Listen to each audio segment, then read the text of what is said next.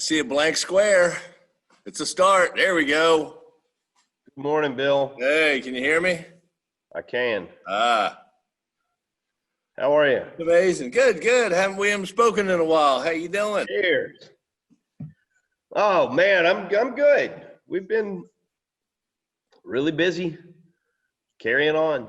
Good. How about you? Yeah, same thing. A lot of kind of weird little projects trying to finish up stuff. You know, the finishing up's hard. Man, It's really easy to start. it is. It feels like the slog when you get to this point. It's like this little thing and that little thing. It's amazing how high the pile of last little bit of stuff to do pile ends up being. It's crazy, but I been doing a couple of projects for ShopBot, doing some bird houses. We're thinking of Yeah, I've seen a couple of them floating around. yeah. The sort of idea is that people buy tools and they do the basic training and they learn, what button to click and all that stuff. And we're Right. trying to take the next step is actually make something, whatever the thing Okay. happens to be. And a Bluebird house is the first one. So you're gonna make Bluebird houses in the training courses? So it's going to be a class, a course, an online thing, but you can get your own materials and all, but we'll sell the blanks already cut if you want with the hardware Right. as kits, so that you don't have to buy a sheet of plywood and cut a 24 by 16 inch piece out of it.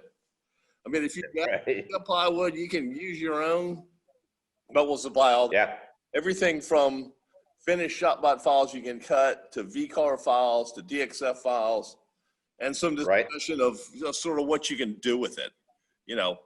How it works, with my thought process behind how it's done. I have a friend from high school whose grandfather spent years trying to promote Bluebird houses, and he made thousands of them. I mean, and he would give them away and he'd sell them here. And it was just, they would just proliferate everywhere. And I've seen, I've been around and seen them, ones that I knew that he made, people's houses 10 years, 15 years later. And it's like, I know that Bluebird house.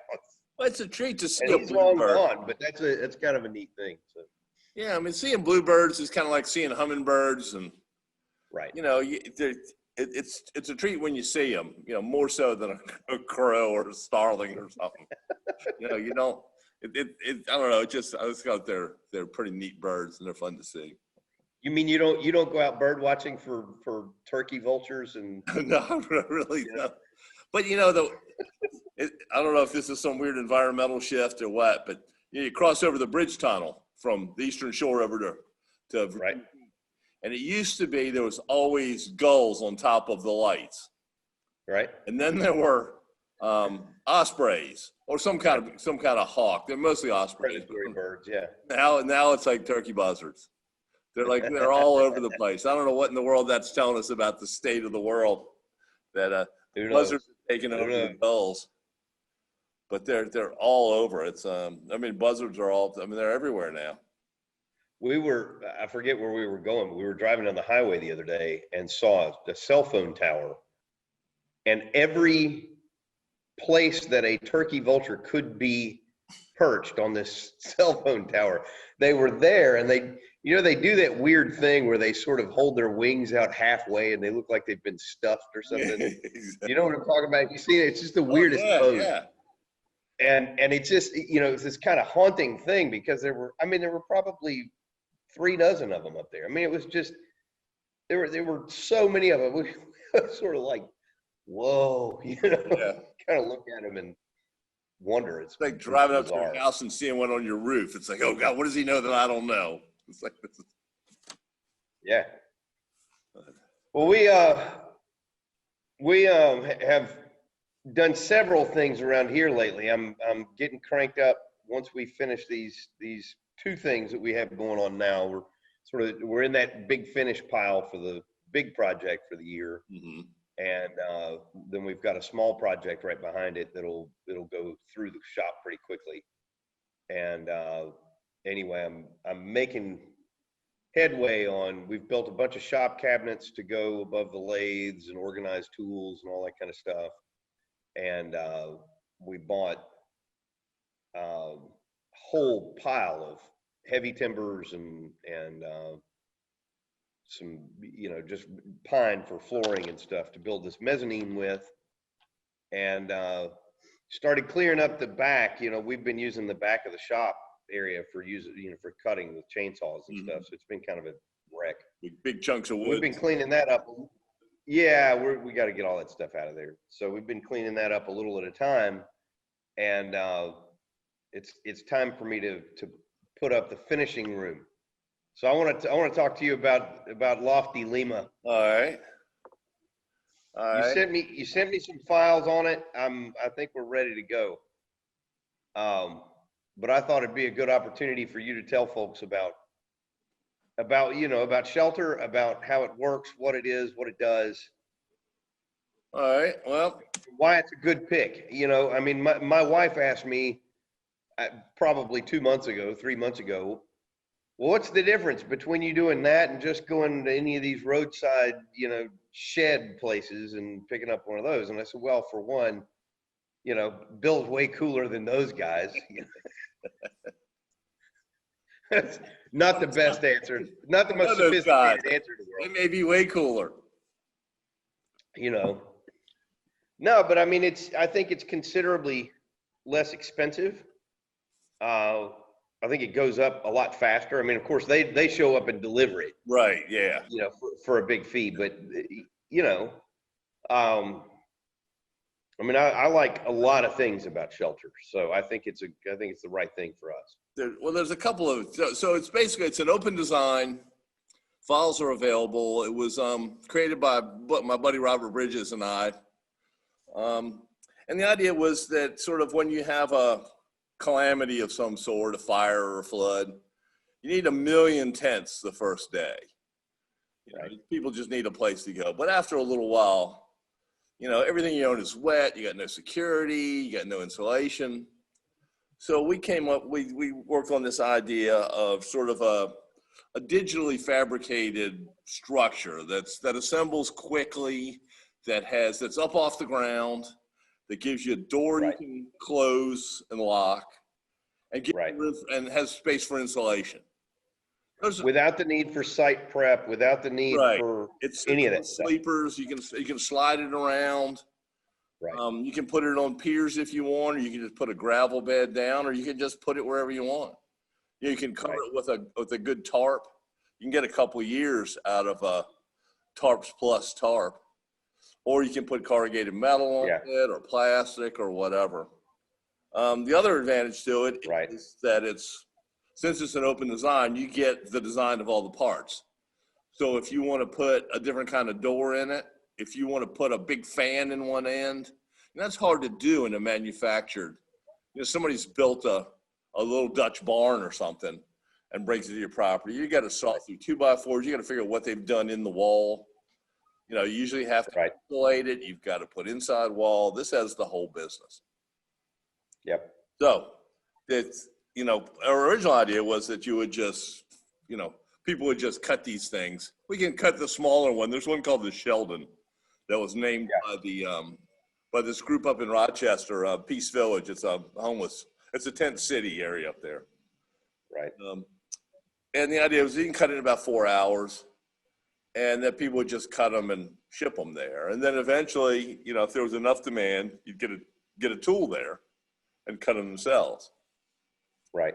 We're working with them now on CNC cutting templates, and then using hand routers to duplicate the parts. Right. So you just cut one master template set. One accurate set of parts, and then they duplicate with orange routers and template collars. And so all of those templates then need to be oversized to accommodate for the offsets. Yeah, well, they're undersized actually because it's got. I mean, undersized. So it's undersized, but you can make copies of it with a regular follower bit. Right. So basically, you take one set of CNC cut parts, templates, duplicate them. You branch it like software. You get 2 people work, then 4 people work, then 8 people work, and so you could do as much. So it works really well when you have excess labor and poor infrastructure. Right. A knack box full of tools and a couple of generators, and you can go into business. Right. You can cut them all day long. You don't need a secure situation particularly. You don't have to have, big power. You don't have any stuff. So we got to pitch into Stanley Black & Decker for some tools. Okay. I like DeWalt tools a lot, and I really like them. Sure. Amana Tools is going to supply bits. They've offered us some bits. So we're in the process of getting, Rochester's a terrible place to live in a tent in the wintertime. I mean, it's cold and windy, and it's like Buffalo. It's just brutal up there on the lakes. So how hard is it to put like an HVAC system in there, some kind of window unit or a mini split They don't have power there. Right. Okay. And they have to be very, very careful with fire. Right. So that it is a trick, but it's got 5 inches of insulation space in the wall. Right. Okay. Close to it in the wall, and it's got a curved roof, so the insulation can be continuous the whole length. There's no breaks. There's breaks between the ribs, but you can put a continuous piece of insulation from basically one sill to the other, which helps a lot. And you just use whatever the highest value pink stuff you can put in there, fiberglass. Yeah, some people put rock wool in, but whatever you can put in there. I mean, you can put solid rigid insulation, kerf it if you wanted, but usually they just take strip insulation, the pink stuff, and just put a strip across all the way over. Right.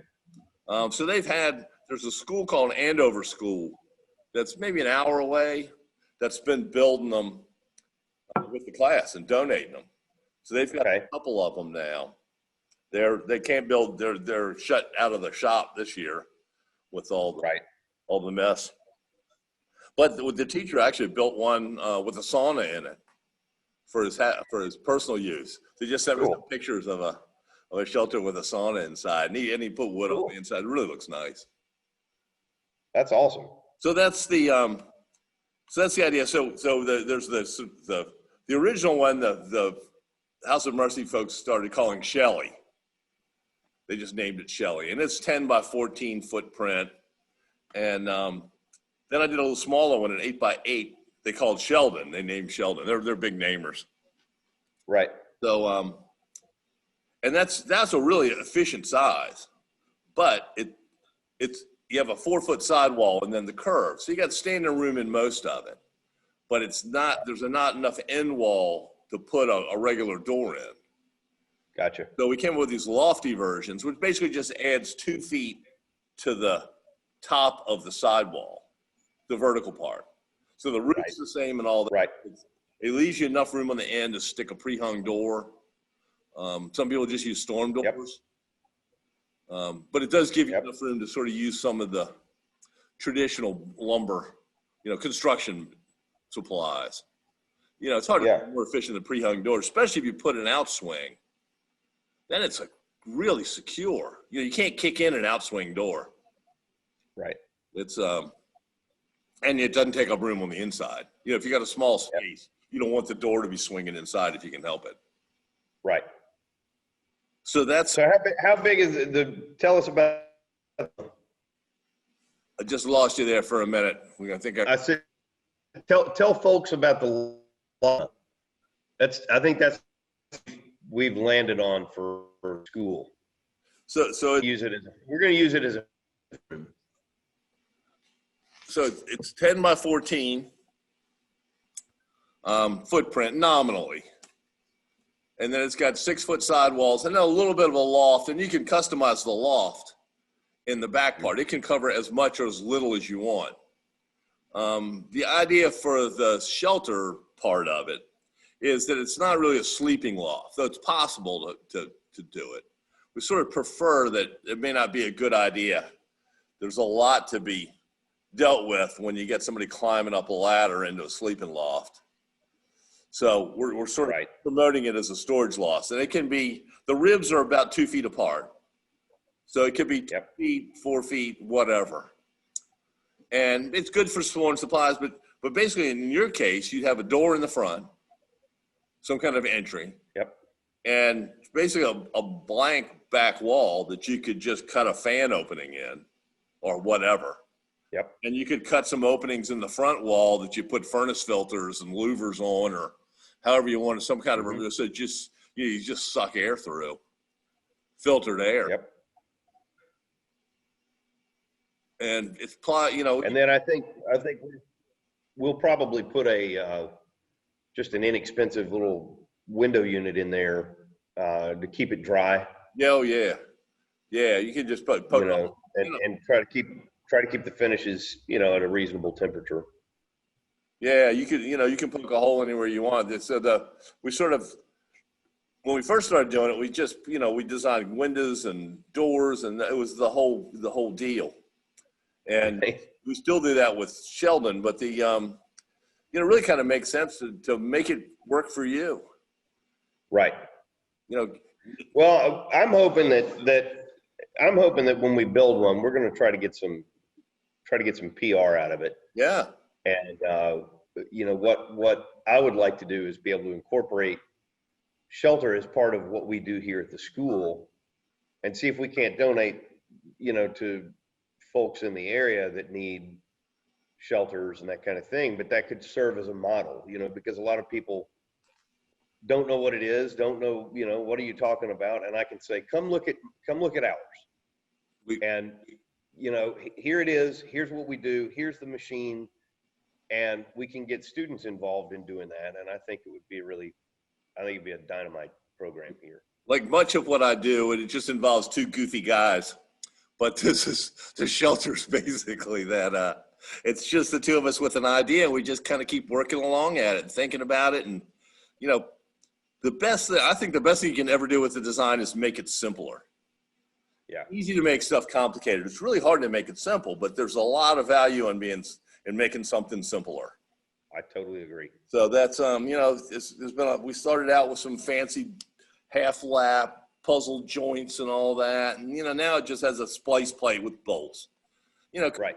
You want it to cut fast. You want to be easy to put together, and you don't want to be fragile. Right. Originally, the ribs and the purlins slotted together this way, halfway through. So every sort of insulation section was its own little module, which really made it insulating hard. It was a clever way to put it together, but it made insulating hard, and it made every piece weak because you're cutting halfway through it every 2 feet. So they all had these notches on. Right. Now it's just, they're continuous ribs with these sort of screwed in. We use these things called hatchets that are just little wedges that we just put in a notch and drive a screw into it, so you're not going into edge grain. Right.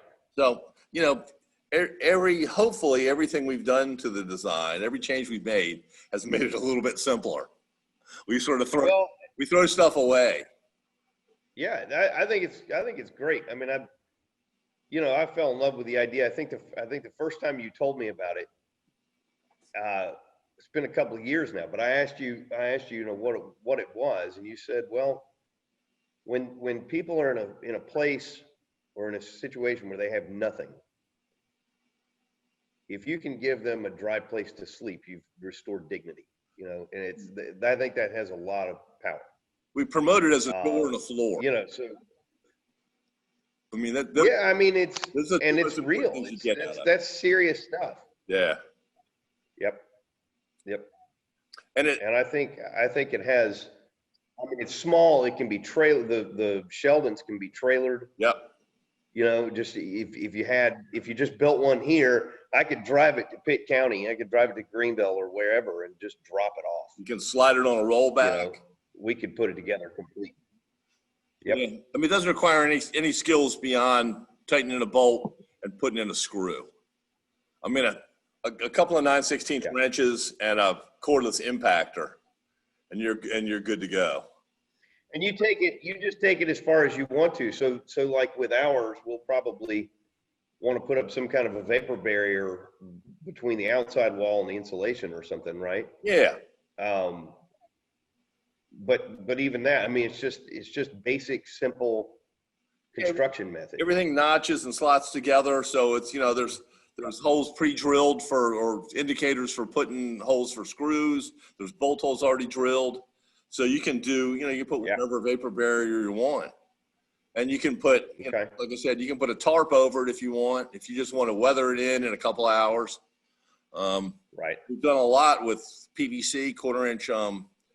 Their buddies in Norva Plastics have been really, really generous with us in helping us with plastic. So we had sort of big lap shingle, 2 foot by 8 foot shingles basically that lap over and glue the seams.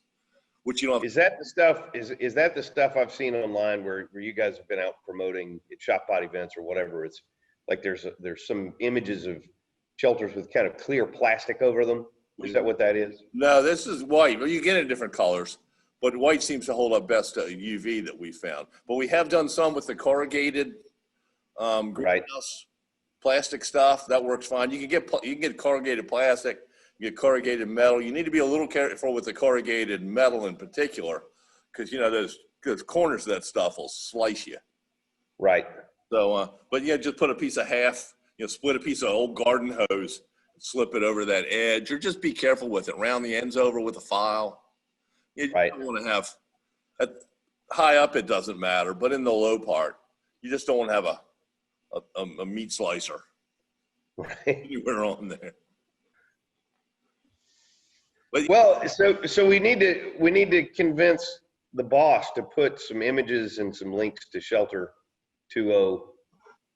shelter20.com on here.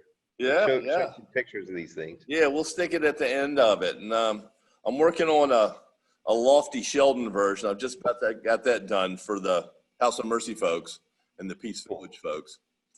And it's just a lot of, it's like everything else. So, the end of it's the finishing up is tough, but it's just making sure, because a guy's making a commitment when he buys 15 sheets of plywood and starts cutting. I feel like I've got a responsibility to him not to screw up any of his plywood, especially with the prices these days. Dude, man, a sheet of it's totally out of line. A sheet of OSB is $24 here. Like, what kind of craziness is that? $24 for a sheet of OSB.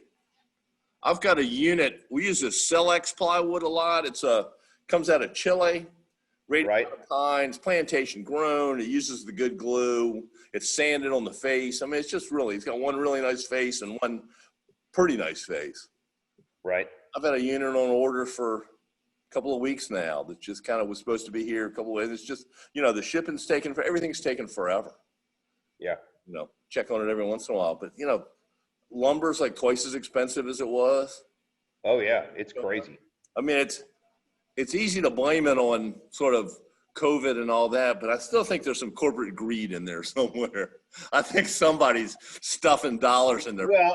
Well, I mean, there has to be at some level. You have to take a look. I mean, there's all of the plants that make 2x4s. If you've ever been to any of those kinds of mills or any of that stuff, people aren't beside each other anyway. Yeah.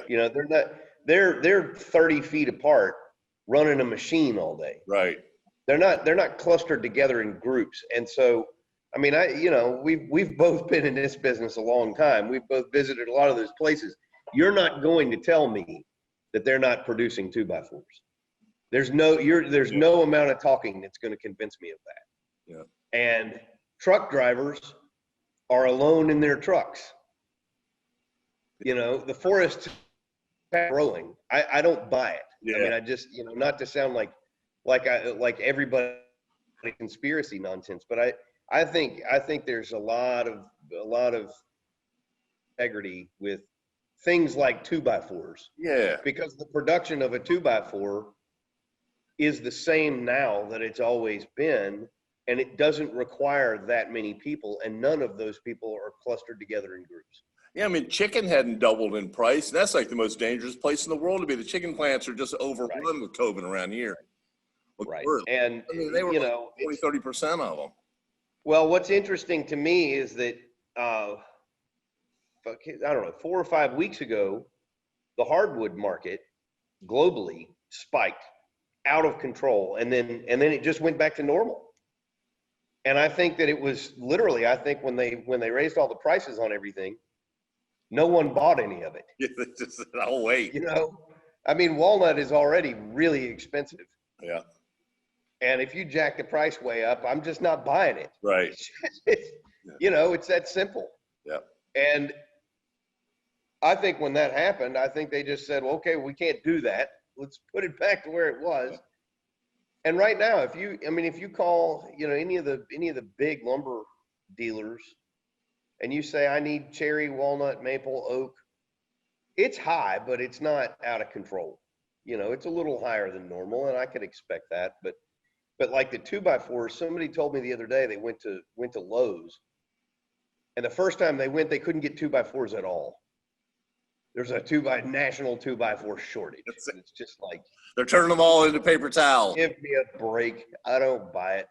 You know, and then this, as the story went along, they went back, you know, 2 or 3 times. They're working on a project, so they had to have them. They went back 2 or 3 times. They finally found the 2x4s, and the 2x4 was like $12 a piece or some nonsense. I mean, it was just, you know. And so they ended up just leaving, and they told their client, I'm sorry, we're going to have to tarp this up. We can't buy the materials at this price. You know, if you want to pay that price, then that's your decision, but we can't pay that price. There's not enough in the job for it. No, I mean, no one can stand that. You know, what was a 2x4 a year ago? $2, $3? Yeah. You know, for a 12-foot 2x4. And you know, now it's like for an 8-foot 2x4, I think it's $7 or $8 for one 2x4. You can't build anything like that. That's just not reasonable. And the other side of this, you know, questionable thing is that when you listen to any of the market reports, they're saying, you know, these big industries just killing it. They're doing great. It's the little guy that's suffering, you know. Yep.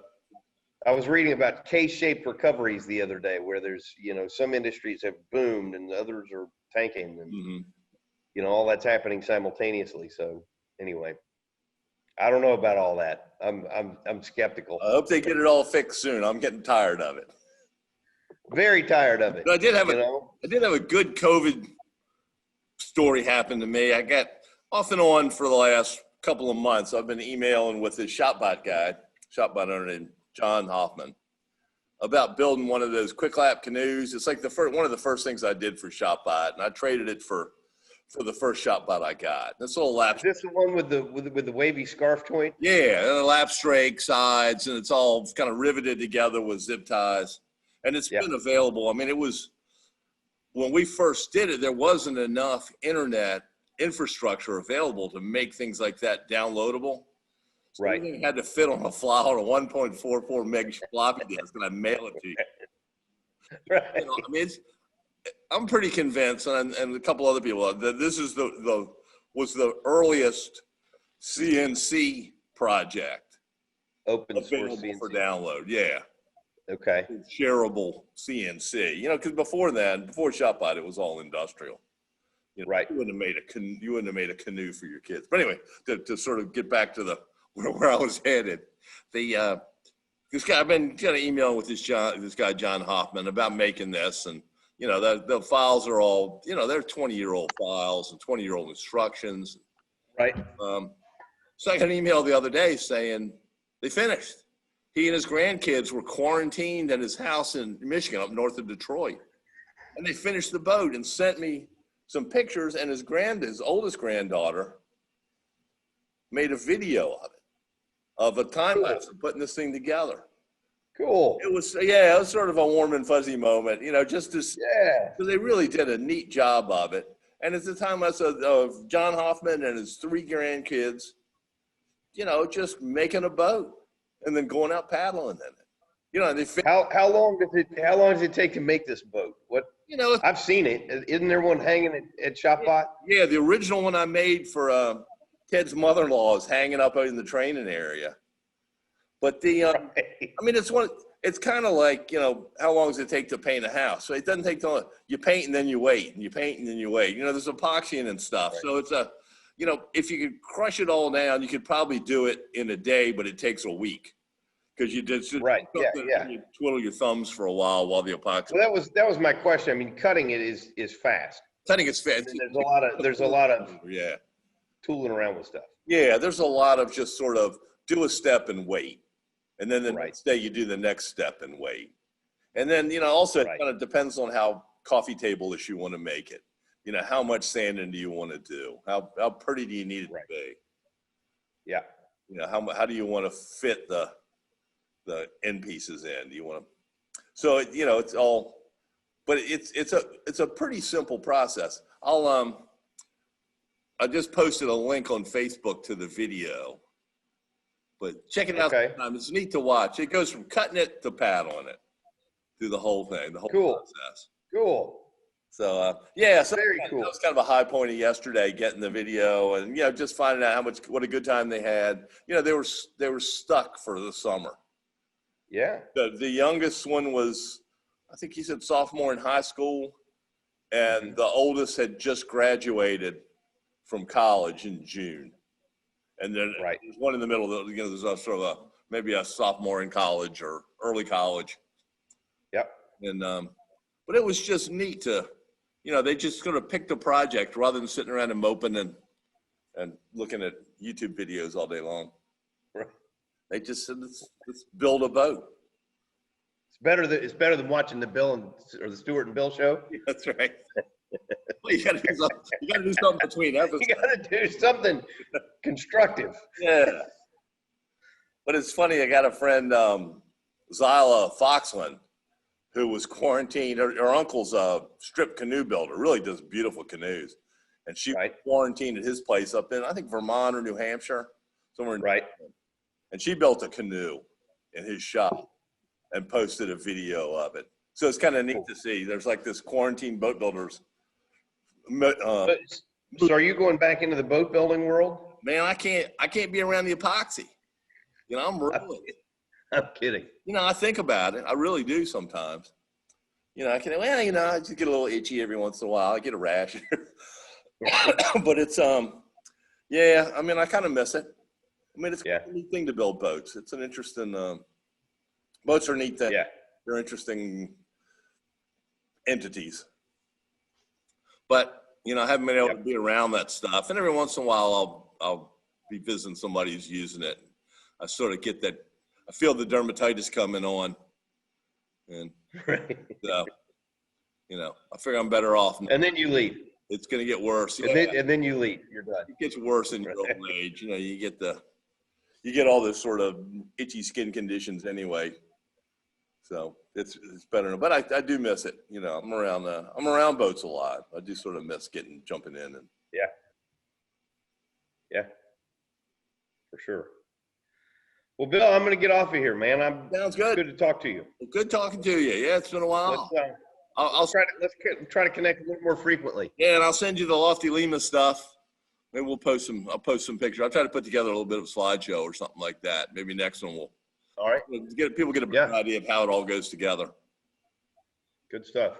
All right, man. All right, my friend. Take care, bud. Talk to you soon. Bye. Yep.